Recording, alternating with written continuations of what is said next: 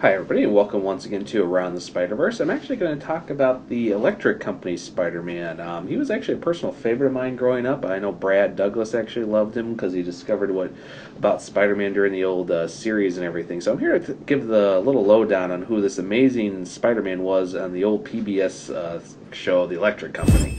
Spider-Man actually showed up during the late 70s, early 80s on The Electric Company. Hey, you guys! Each episode actually appeared as actually a comic strip, which slowly came to life from the comic book to the live action on the Electric Company. And believe it or not, most episodes were actually narrated by a young Morgan Freeman during this time. Now, the difference was this Spider-Man actually never really talked. All of his actual ideas were actually usually done through thought balloons. And actually, each of these thought balloons actually kind of put in the idea of actually what the actor was thinking during each one of these scenes, and believe it or not, it was actually quite humorous, actually, having this Spider-Man who had to act everything and have all the thought balloons added later.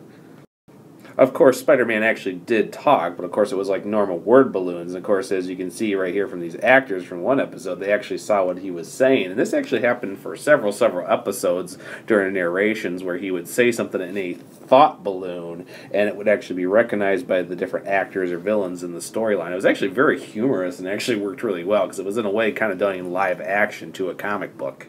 And that's going to do it for this version of Around the Spider-Verse. I've actually always enjoyed the Electric Company Spider-Man, and find out he's actually going to have a big part in the upcoming Spider-Verse this fall is actually really, really cool. And it's going to be funny how they're going to use his character if he's still a mutant and actually talks through thought balloons. But it should be really interesting, and I'm hoping we see more of him come this fall. So with that, I'll see everybody later.